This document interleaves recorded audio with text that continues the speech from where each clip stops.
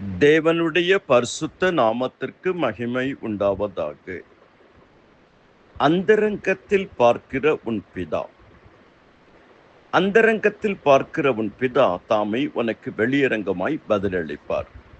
மத்தேயு 6:4 அவ்வாறு சொல்லுகிறது. மத்தேயு 6:6, மத்தேயு 6:18. இந்த 3 இடத்தில் அந்தரங்கத்தில் பார்க்கிற பிதா 3 அறிவுரைகள் இயேசு கிறிஸ்துவின் வார்த்தை.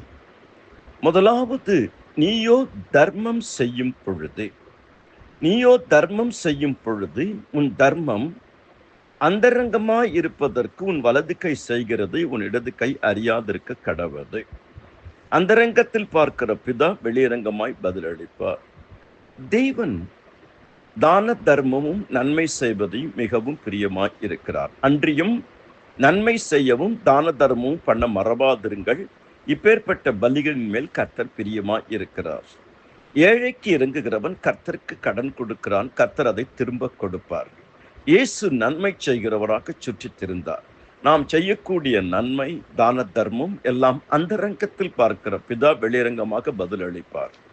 கொர்நேலியுடைய ஜெபங்களும் தான தர்மங்களும் தேவ சன்னிதானத்தில் வந்து எட்டினது.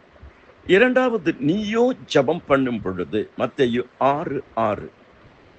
முதலாவது மத்தேயு 3:3, நீயோ தர்மம் செய்யும் பொழுது. மத்தேயு 6:6, நீயோ ஜெபம் பண்ணும்போது உன் அறை வீட்டுக்குள் பிரவேசித்து உன் கதவை பூட்டி அந்தரங்கத்தில் பார்க்கிற உன் பிதாவை நோக்கி ஜெபம் பண்ணு. அப்பொழுது அந்தரங்கத்தில் பார்க்கிற பிதா உனக்கு வெளியரங்கமாய் பதிலளிப்பார். அந்தரங்க ஜெபத்தில் நாம் பண்ணும் பொழுது அந்தகாரத்தில் இருக்கிற பொக்கிஷங்களை கர்த்தர் நமக்கு கொடுப்பார். உன் அறை வீட்டுக்குள் பிரவேசித்து எழுத்தின்படி கதவை பூட்டி ஜெபிக்கிறது ஒன்று. ஆவிக்குரிய அர்த்தம் அறை வீட்டுக்குள் பிரவேசித்து உன் கதவை பூட்டி என்றால், நம்முடைய முகத்தில் 3 விதமான கதவுகள் இருக்கிறது. ஒன்று வாய், இன்னொன்று காது, இன்னொன்று கண். இது 3ஐயும் நம்ம பூட்டணுமா. வாய் வழியா வரக்கூடிய பேசக்கூடிய வார்த்தைகள், காது வழியா கேட்கக்கூடியது, கண்ணு வழியா பார்க்கக்கூடியது. இந்த 3மே நம்ம பூட்டி தான் வைக்கணுமா.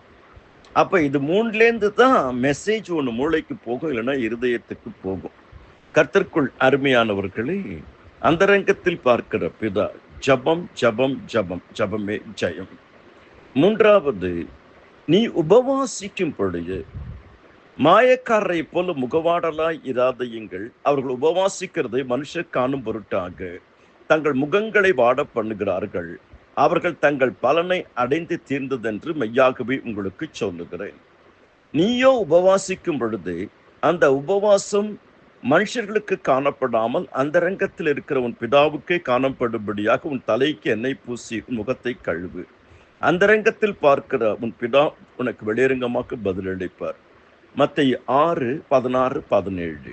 மத்தேயு 17:21, இவ்வகை ஜாதி பிசாசு ஜபத்தினாலும் உபவாசத்தினாலும் என்று வெறுவத்தினாலும் புறப்பட்டு போகாது. 3 காரியங்கள்: தர்மம் செய்யும் பொழுது, ஜபம் பண்ணும் பொழுது, உபவாசிக்கும் பொழுது கர்த்தர் வெளியரங்கமாக பலனளிப்பார். கர்த்தர் உங்களை ஆசீர்வதிப்பாராக. ஆமேன், ஆமேன்.